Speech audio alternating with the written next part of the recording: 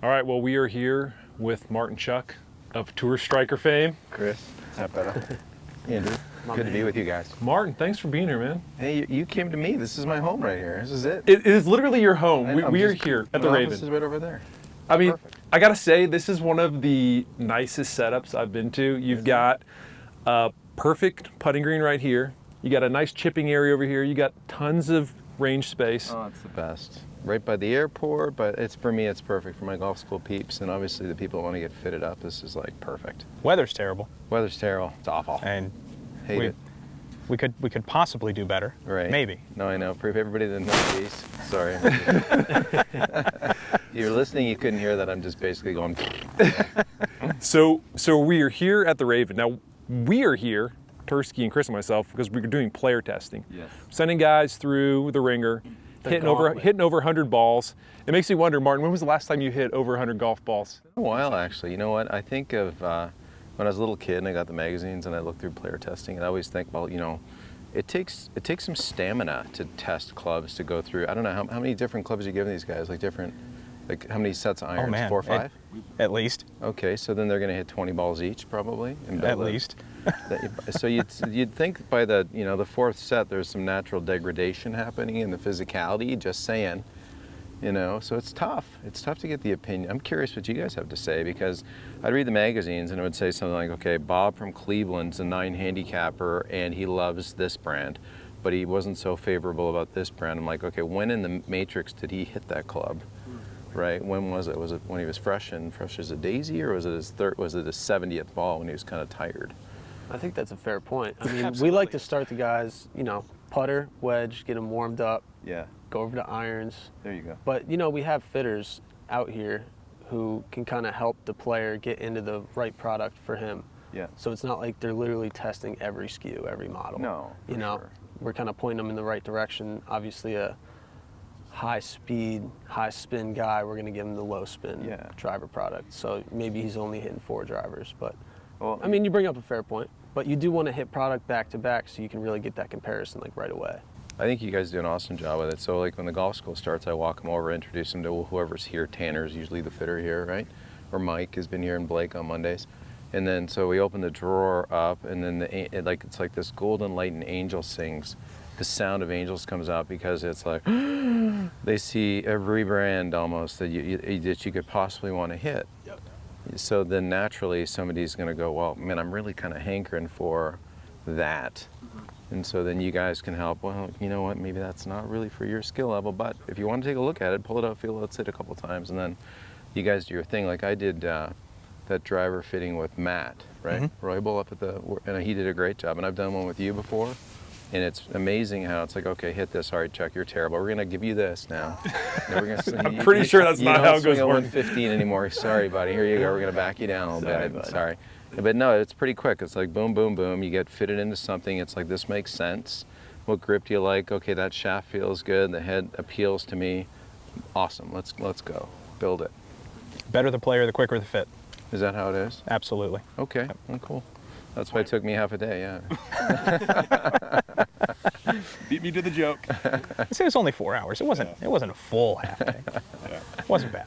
Well, with all the golfers that you see that are coming to you for lessons, I mean, we have the guys out here, and we all ask for player testing. Hey, what do you play right now? Mm-hmm.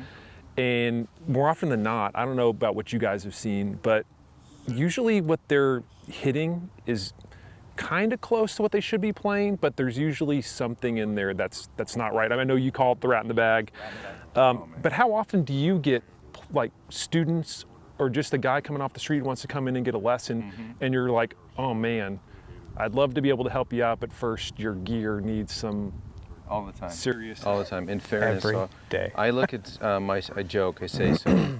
I get my practice in coaching people. Like I do a few demos and a few reps, and that's those couple of shots I hit during a lesson for this, throughout the day. That's my practice for the day. It's good fun. And every once in a while, I'll pick up a club and I literally can't hit it. And I'm a pretty good stick. I can get it around the golf course. Sure. It's on the face. And it doesn't go. You know what my record is for the 100-meter dash, by the way? 80 meters. I almost made it. So I'm not that fast anymore. But the point is, I can get the sweet spot on the ball most of the time, okay? And sometimes I I'll grab a club, I'll try to hit it, and the shaft will want to bend some odd way. So my favorite thing to do when I start the golf school off is walk them over, pull out the old plain or the pure stick, show them the wiggly part, spin it around, and have these people, because you got a couple more over there, I hand them out to the group and they'll just pass them around. And I'm not doing it to freak them right out, but I kind of want them to understand the build is so critical. You call it the rat in the bag, and that rat in the bag is, that might be an 8-iron. Heaven forbid, like I hope it's their 4-iron and they hit it like once a month, but if it's their 8-iron and they got to hit it like 3 times around, and it's a shaft that doesn't really want to flex and come back to where it ought to, that's awful, man. 100%. You know, and so sometimes I'll grab their club that, and maybe they got a set of rat in the bags, but I might grab the one, I'll try to hit it, and I might shank it or something. And it's usually something that's, you know, a little too soft for the player in front of me.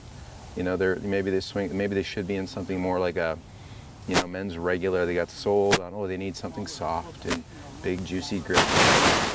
Sure. You know what I mean? And they just need the right gear, and you guys are great at building the right gear. We appreciate that. Yeah. We try and pride ourselves on a good quality fit, and then, as you kind of touched on, a good quality build. Is you can have a great fitting experience and then just completely destroy the whole experience with a poor quality build. So it's equally important in my mind to nail the build and get to what the fitter was trying to actually fit you. I try to get them to go up and see the build house, because I go, once you walk in, take a look in there, do a quick little 5-minute tour, not even, you're gonna be like, okay, these guys take this seriously. Like from the you get your order, the cart, all the components go in the cart rolls into the building, some guys assign your job, then it goes to some guy who wants to prove that guy wrong. Exactly. You know? I mean, that's cool. You know, because it's like you guys take it that serious, that like golf is for fun. But I tell people, if you love this game, you've earned good gear, do something, get some clubs in your hands that are great. And it doesn't matter which OEM makes them. It's more about choose the grips that feel great for you, the shafts that work for you, the heads you like to look at that, you know, give you the right launch conditions, obviously. Don't try to play blades when you're not capable of hitting the middle of the face with decent speed. But if you can get the right set of clubs, golf's so much more enjoyable. And that's golf. We're here to, you know, we're purveyors of fun. And you guys help people have more fun through gear. I help them have more fun through a bit of technique upgrade. So, you know, we work kind of symbiotically. I want people to have good sticks. I want them not to, you know, have technique that makes it really hard for them to get the face in the ball. And if you can combine the two of those, you have golfers that are like pretty happy after they get done playing 18 holes. Oh, 100%. You know, it's the game enhancement component of it's huge. Yeah. Amen. Amen. What are we fixing first, the swing or the gear problem? So, you know, I come at this I've been doing the golf school now, this is my 11th year full time. So I've been coaching golf for over 35 years. I was a club pro for 16. And sometimes it's tough for you guys as fitters, because I know you don't want to get into lesson mode when some guy's got like a funky, steep delivery. And, you know, so my whole thing, even with my students, I say, listen, you know, if you're 7 foot tall, they're going to build you something a little abnormal. If you're 6 foot tall or 5'6", you're going to fit in this range of sort of normal. Then the fitter is going to say, okay, what kind of speeds this guy have? What kind of strength, you know, lady or man has? You're not going to be that far out of like functional, basic lie and loft stuff. And then it's going to be a nice discussion with you and the fitter. You know, what do you like to look at? And then you're going to hit some. You're going to know pretty quick. And then I always say, I always ask the person, you're going to play 5 times a year in company scrambles? Then just let the fitter completely fit you however they see that day. If you think you're going to work to get a little bit better, tell the fitter that, because the fitter knows that maybe you're steeping over the top and present the handle really high, and that might be a 3 or 4 degree upright, you know, lie angle on a 7-iron. But if the fitter knows that you're going to try to play golf 20 rounds and take a few lessons, then they're going to say, okay, cool, I'm going to fit you into something that you can kind of grow into, that you can have for a good run of years, that you get great value out of. I think you have a similar perspective. Yeah, absolutely. I mean, he kind of hit it on the head. I've heard you say like that exact answer before to a similar question. Yeah, it's spot on. That's exactly kind of the approach that we take with it. Well, you don't want to be a shyster. I mean, you don't want to just sell somebody something. You want to sell them value. You want to, it's because it's not, I mean, good gear is not cheap, right? A nice wristwatch is not cheap, right? Good, it's just how it is. So if you're honest with them, hey, are you going to play 4 times a year in company scrambles? Good. We'll just, and you slice it. Here's the hooky lofted driver that's going to sling it. Here's upright clubs that's going to, you know, start it more left. Yeah. If you're going to play any kind of golf and you have a coach and you want to work at the game, good. Here's how we're going to build this. Oh, exactly. And it's kind of it's the perfect case scenario if I have the coach come in with the client. Yeah. And we can work together to figure out what it is that's the best combinations for him. Right. So where is this player going? Where are the objectives? What are we working towards? And then it kind of helps to dissolve that Band-Aid fit that we may get if the coach wasn't there. Right. Because there's always that disconnect of, what am I doing versus what do I need to be doing? Yeah. And the coach just helps to more or less wade through that, and then we get to a much more transparent conclusion, and we actually get the combination that everybo's happy with. Yeah. And I have, like, now that I've known you guys for, I don't know how many years now, it's been 7 or 8 years. It's been a while. I have I have like 100% confidence that when somebody goes, whether it's to Scottsdale or right here on the grass here at the Raven, that it's going to be massively, I'm confident that they're going to get gear that they walk away with going, wow. And I'll use my wife as an example. Like Stacy Chuck, Tanner fitted her up into, I think it was ping irons with some kind of Fujikura shaft. The forward was a Titleist. The hybrid was a oh man, what brand was that? Anyway, it was like all over the place. A couple of ping wedges and a tailor-made driver. It couldn't have been more of a mixed bag of gear. Yeah. And it was like she instantly got better. All her friends got really jealous, which It's usually the way it works. And then they wanted to come get fitted up, and we just had one in the other day that did it because of Stacy, like going, oh my gosh, I'm smashing my driver. Oh, and my irons go like 20 yards farther each. That is exactly how it happens. It becomes an arms race. Right. And you get one guy from the group, and he comes in and sees huge gains, and then the guy that used to outdrive him isn't outdriving him anymore. Right. The guy that used to edge him out 2, 3, 4 strokes around now is losing by a couple, and then next thing you know, it's the second guy from the group, and then the third guy from the group, and then it's a domino effect. Because people see, there's no reason for a properly fit set of clubs to not perform immediately when you put them in the bag. Right. No, for sure. And then the fact that, and I don't mean to run on like I'm an infomercial for you guys because that's not the case, but I mean, I have had a dude who wasn't happy with a club, and then you guys were right on it. It was a 3-wood, he went back in, I don't know if he changed the head or changed the shaft or whatever, but he was like, no, it's good now. I'm like, cool, that's how it should be. And that's 100%. We stand behind everything that we build. Yeah. Chris didn't fit that one up. Wasn't me. He didn't fit Wasn't me. Wasn't me. Yeah, it was damn Tanner. Way to Damn go, Tanner. Damn Tanner. So I've never been a training aid guy. I've always just been about feel. Yeah. And I'm not just saying it because this guy's here, but I got hooked on to the PlaneMate. Oh, cool.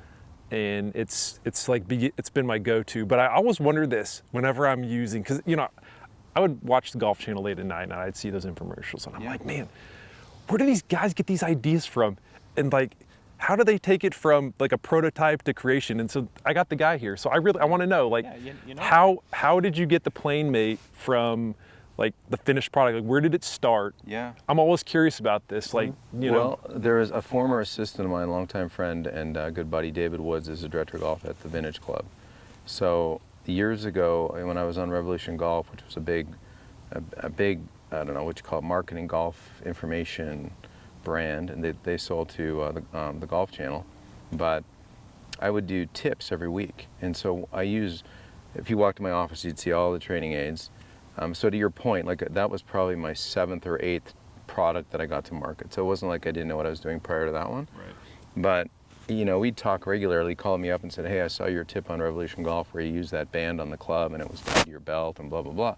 He goes, if that thing had some freedom in the belt area, that'd be really cool. And then I'm like, hey, wait a second. I was looking at in my little golf, because I have that same thing at my house pretty much, but with junk everywhere, all other training aids and stuff. And so there was a Jim Hardy swing jacket. Remember that green vested thing with the red? That was actually the last thing I used when I was in like high school. Yeah, the straight jacket. Yeah, so it felt a little confining, but it has its merits. So I bought one legitimately like in 2004 when it came out, spent a ton of money on it. And then I happened to be in like Plate Against Sports, and I got one for $10. So, I pulled the rail right off it, went to a shoemaker up the road. He ran a couple rivets into an old, really bad belt that I had, and next thing you know, we made a prototype. I sent one to Dave. I used one, and then at the Vintage Club, he has a ton of tour players that spend time there between like now and when the tour really gets kicked off. Now there's really like no break for these guys now, but back few years ago, there's a bit more time off around Christmas. So the likes of Jason Day and Justin Rose and Nelly Corda and, man, I'm telling you, who else? Mike Weir hangs out there quite a bit. These great guys, and Woodsy's like, hey, would you mind giving this a go? And then they gave some feedback, and we made some tweaks and things with different band tensions and things. And then I've got connections overseas now, and now we have a product. It was great. It was goofy though. Like, we didn't know it'd be successful. Like, we thought it had merits. I liked using it, but you know, what is the consumer willing to do, and how silly are they willing to look? Apparently they're willing to look pretty silly, because when you put that belt on and you have these bands and you're on the range and people are going, but then you get it. But I don't care. I don't care either. Like, I really don't care. I mean, just embracing that inner 10 cup moment. Yeah, no, so it's been good. And so at the golf camp, like, it looks like, you got a big setup today with all the different clubs and stuff and people hitting them over there, but that's what our setup looks like with the golfers that are in wanting to get better. And most of the people that come see me are typically 50 to 85. And then if somebody's 35, I'm like, what are you doing here? You should be working hard for a living, not like spending this kind of money at a golf camp, right? I tease them. But those people are having fun. And if there's a younger person there, it's usually the son of one of the people that want to come. And then we may use, if somebody's got, crazy separated arms, we'll put that inflatable ball, this Tursky or Smart ball between their arms. Or if somebody doesn't really understand the takeaway, we might put the Playmate on them for a little bit. If it's risk conditions, we might use the Educator. So, your point about how does this stuff get drummed up, I mean, that's all I think about, man. That's all I think about. Is like how to help golfers get better. And me too. Like, I still like to play and not, hit it all over the yard. And what can I do to make myself a little bit more reliable? So all the stuff I have, I made it for me. And then, if it sort of works for me a little bit, then it might help you, right? It's just like you guys build great gear. Like that wall over there, people walk up and they go, what? There's like 200 shafts hanging here. Yep, there is, because there's a bunch of manufacturers and there's different ranges of flexes. And I like the Modus 120. Like, I love that iron shaft. It's great. I could put in anything. It feels like that's home to me. Hit it, it feels nice. I could pop it in a bunch of heads. It feels great. But if I use a different, like, I never could use a Dynamic Gold X100. Couldn't do it. S300 didn't even feel good. So people need to go, hey, this is what feels right to me, whether it's training aid or a shaft or the look of a club head, the right loft. Everybody's going to kind of find their home base.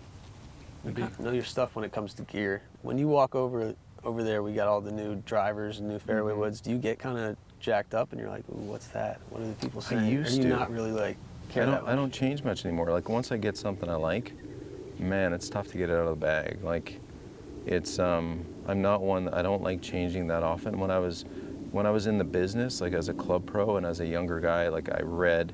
My buddy and I were such golf nerds. We'd read the golf magazine and then ask questions about what was in the magazine, and like that would be a game. Okay. You know what I'm saying? Quizzing each other. Quizzing each other about articles and then the clubs that came out and what was offered. Like, I could have worked with you guys on knowing the specs and stuff and the different shafts. Like, I prided myself on keeping up on all of it. Now I'm like, I don't have enough bandwidth for it. I just kind of rely on you guys. I mean, I have a sort of a sense of what's coming and going, but I just kind of leave it up to the people in the industry that do it the best, and you guys do it the best, period. So, I mean, aside from maybe, I don't know, I mean, is there anybody else that does it better? Maybe you can say, oh, there's some guy on the tour van that does it, but no, I think you guys do it the best. I really do. You're nerds for this stuff. Sounds 100%. like you were getting nerdy back in the day too. I mean, I was quizzing a your nerd. friends on golf gear for fun. No, that's full nerd. Yeah. That's full time. Amen. That was me. So you mentioned just bandwidth for yourself, and it kind of made me think about that. I mean, golfers these days, I mean, a lot of them are, unless you're 60 plus, you're still working, you still got a family, don't have a lot of bandwidth. And as an instructor, you see, guys coming in, hey, my driver's, doing this, my irons are doing this, wedges, whatever it is. If there's one club for those golfers that don't have a lot of bandwidth to work on everything in the bag, if there was that one club where it's like, look, like this is a one that I can like constantly see guys come through, where it's like, this might be one that you should work, or at least take a closer look at. Maybe it's not a big issue now, but it could be. Yeah, I think you hit a lot of putts in around the golf, you really do. I mean, I don't care. I hit a lot. You know, Yeah. Tursky's like, I hit a lot. And Martin should be helping this guy. No, but I'm He's saying- a lost cause. I have a righty putter and a lefty putter in my bag right now. There you go, right? But here, Really bad. I'll tell you, just simple. I see a lot of people come in that have just really long putter, and so the putter, just the manufacturers, they gotta just they have to pick a size, so they pick 35 inches, and that's usually too long for most people. Yet that's the one they buy right off the at the superstore and walk out of there. So the putter is massively ill-fitting. I tell people that the golf school peeps that come here, I go, please take advantage of this fitting opportunity, because you get to hit good golf balls off of perfect grass in front of a launch monitor, and you can't beat it. I mean, there's nothing wrong with an indoor fitting, but you get the false positives off the iron off a range mat. So if you can take advantage of a situation like the Raven and what you guys do here, and you can see golf balls fly. I mean, how many bad days do we get in the wintertime in Phoenix? Like, I count them on one hand. Exactly. Like, it's not windy. I mean, it's like you can watch golf balls fly towards South Mountain off a perfect turf. You're gonna leave confident that if it's wedges into one of these pitching greens or hitting putts, that you actually have a set that can play on real grass, and you can go to the golf course with, because we don't play indoors. I know there are a lot more indoor launch monitor simulation tournaments and stuff, but the fact is, you got to kind of hit it off the grass. So my preference is, if you have the opportunity, get to an outdoor fitting, which you guys do a ton of, so that's awesome. How do you work on your game when you don't have access to a grass range? Like, for guys who are stuck on mats with no launch monitor, like... Yeah, so... New York in the wintertime. You do. And it's funny you say that. Like, I've got a Golf Channel series coming out, so... Congratulations. Thank you. So it's going to hit. It's just a digital series called Building a Better Game at Home, and they came out. We filmed it in the living room, and it's wiffle balls. And I'll tell you what, if you set up square to a wall, and you hit a wiffle ball, you're not going to hurt the wall. And get a foam one if you want. And if you're square to it and you hit it into the wall, guess where it should bounce back to? You, right? So people can start off hitting little chip shots into a wall. If they bounce back to you, not hurting the wall any. If you want to, put up hit it in the back of a chair or hang up a towel or something, fine. But you can get so much better at having reliable face delivery, hitting wiffle balls into a wall off of a bath mat or a doormat. You don't need a fancy at-home setup. There's tons of stuff you can do stretching out with a towel, and you can learn about internal, external rotation. And while you're sitting on watching your favorite sports team, the Toronto Maple Leafs, for everybody out there, I appreciate you. You can work on your wrist conditions and all that stuff. Watching, you can get way better at home, because people are self-conscious when they come to a range. Mm-hmm. They really are. Yeah. You get past a certain level. Like, I don't care what people think now when I practice. You know why? Because I'm pretty good. I hit balls. When you're pretty good, people watch you hit balls. Like, I don't get self-conscious hitting balls, so I don't care if I put on a Playmate or have a smart ball or do funky drills that you see better players do, right? But at home, nobody's watching. Yeah, your wife might tease you. You can bear that, right?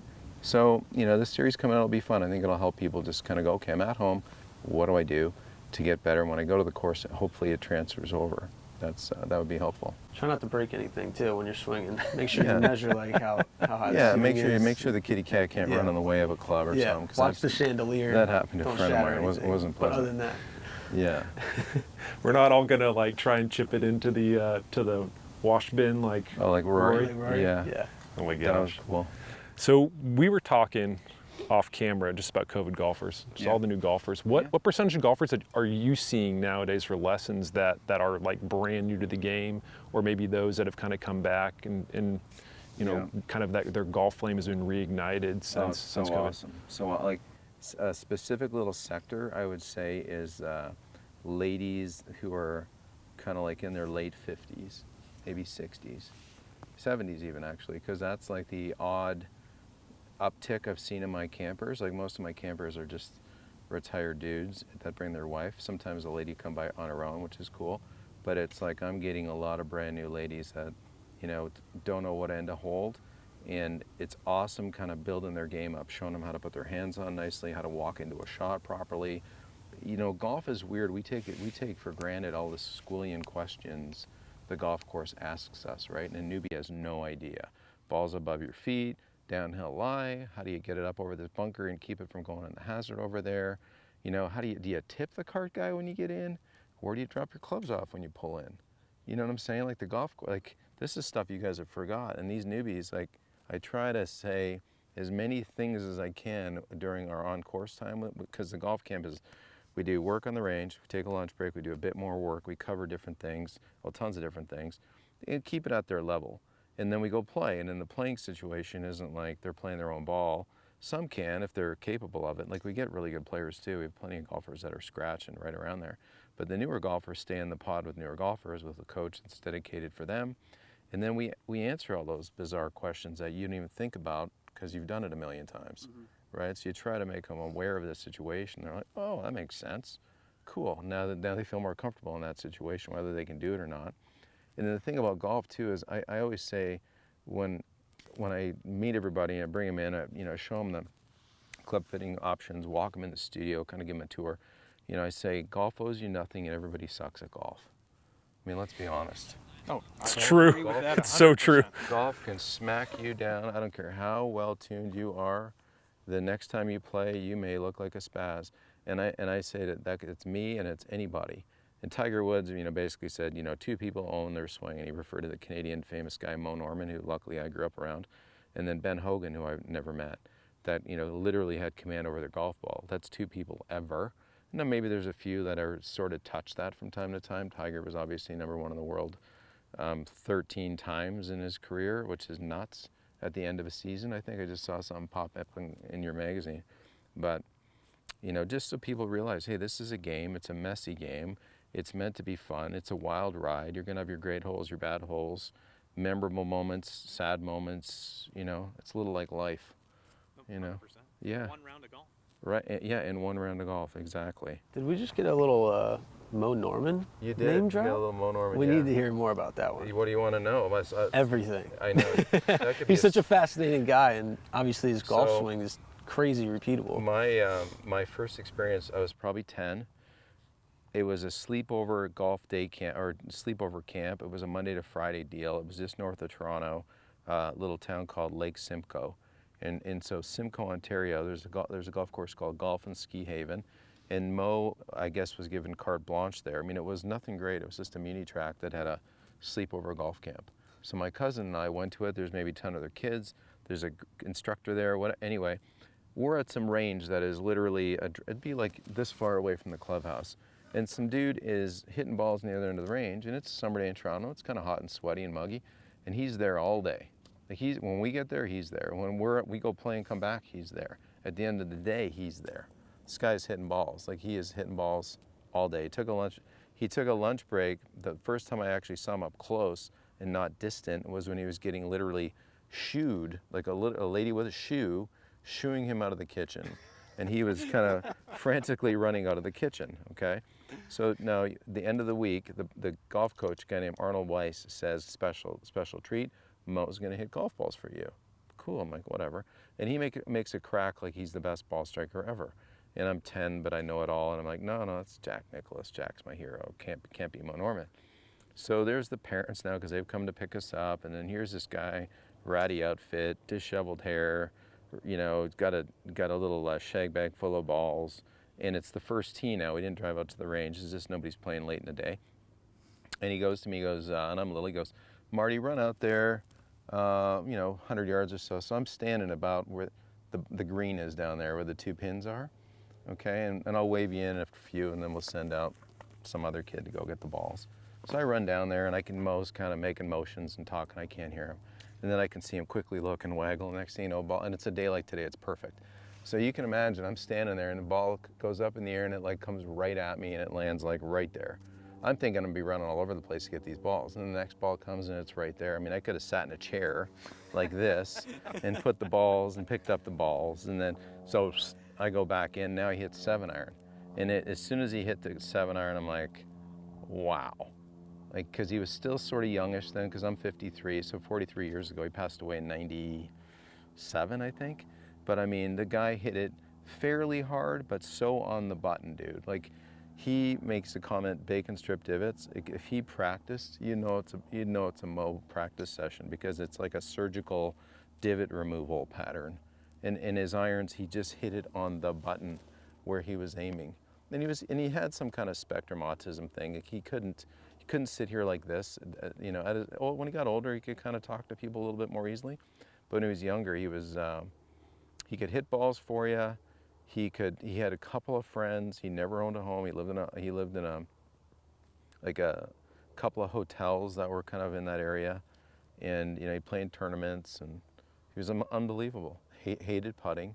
He said to me, he goes, I feel like I could drive a golf ball through a tire at 200. I'm more confident driving a golf ball through a tire at 250 yards than holding a putt. That's what he said. Wow. I bet he was dead serious. Oh no, he was dead serious. Yeah. But you know, he could kind of knock a ball at the cup and it going from time to time.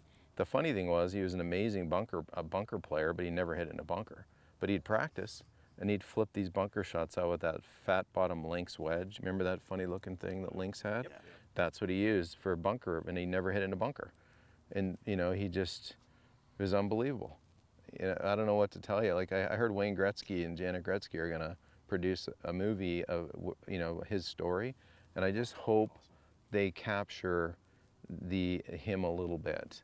I hope they do, because he was awesome, and he'd always perform. Like if there was a kids tournament and he wasn't playing in something, he'd show up there, like randomly show up. You know, and we call it Ontario Golf Association, be like the JGAA here. So imagine at a JGAA, you got like 80 kids, you know, good little golfers showing up. Well, sort of when they're going to give out the awards, Moe might show up, and then all of a sudden you go to the range, and then everybody goes to the range, because you're going to watch Moe hit balls, because it's that cool. Because it's like wherever you want it to go, that's where it's going to go. Wow. Yeah. Why don't we all mimic his swing? I would say because my coaching mentor that's a great question, was George Knudson. So like he was like Captain Canada as far as PGA Tour golfer. Moe was always considered quirky, a little odd, you know, kind of a joke. I don't know, you see, because he wore turtlenecks in August, but he wore sun sleeves before anybody did, because he was so fair, you know, just in the form of a turtleneck in August, because he was so fair-skinned. Where George Knudson won on tour 8 times. He came second in the Masters. George back in the day, you know, a long golfer back then, maybe hit it 275 if you roasted it. Moe would hit it 250. So George, you know, if George had a good day, you know, he could probably beat Moe, because he was could take advantage of the golf course. He was a phenomenal striker in his own right. He was highly regarded, you know, and so I'd say that Moe, and I explain it to people with a golf club, you know, this whole inline one arm thing. Like if you held a golf club, you know, in your left arm or lead arm, and you did this, the club has speed just by a little bit of left arm rotation, okay? If you hold it and point it straight away and you rotate your arm, it doesn't have any speed, it has a ton of face rotation. You see my point? So there's a little bit of a loss in speed, and I think that, like, Moe was probably a 100-mile-an-hour guy. Like when I think back and when I watched him as a 20-year-old hit balls, and he passed away when I was late 20s, but he wasn't as robust a hitter as, say, like Jack Nicklaus, because Jack could roast it. George Knudson, Tom Weiskopf, that era of player that was really good. Those guys could swing it hard, even with those funny little persimmon heads, and still smoke it, right? In the right situations, they could hit it 300 yards, even with those spinny balls and teeny-weeny wooden heads. Right.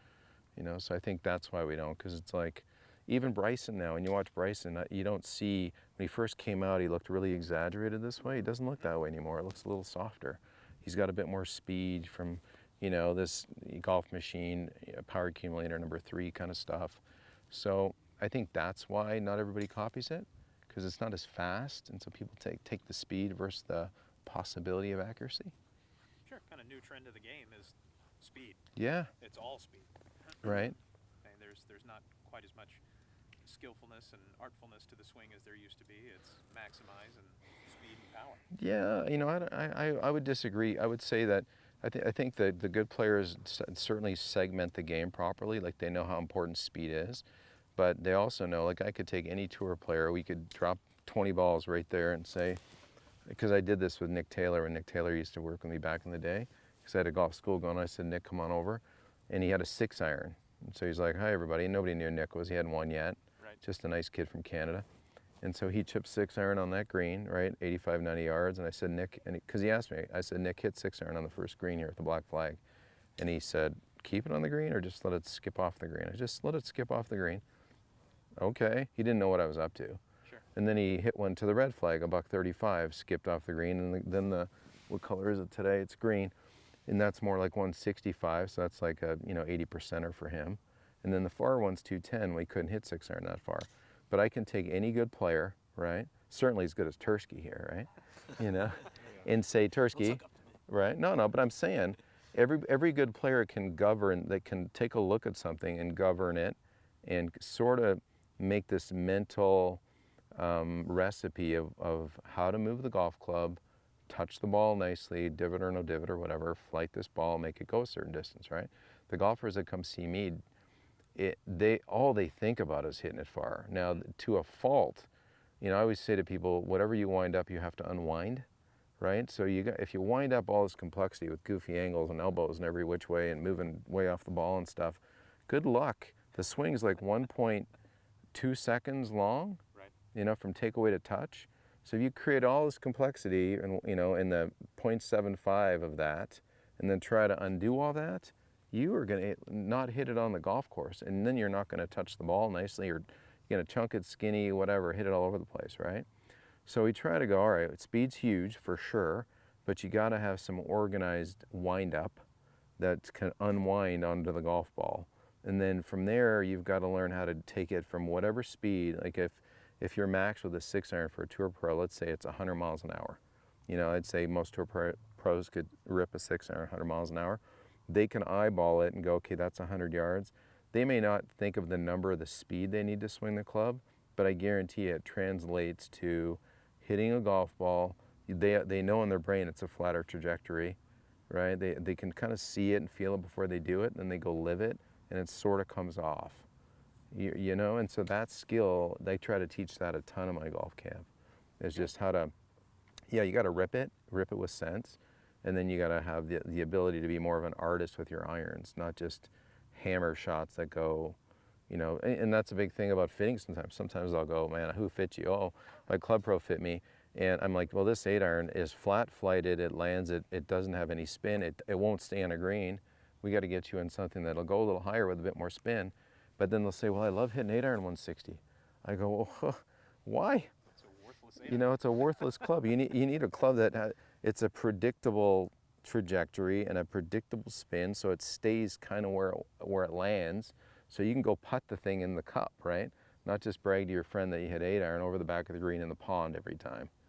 Exactly. So I don't know why I went on that huge tangent, but here we are. Here we are.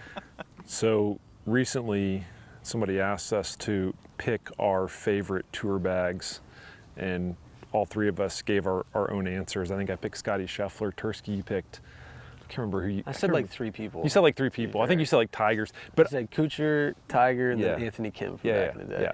But Got to give an AK shot. But my question for you, Martin, is more swing related. Whose swing, if you could like steal one tour pro swing from all the guys out there, whose would it be? I have to go Rory. I mean, that's pretty, it's just, for a dude who's not that big, he can just flat smash it.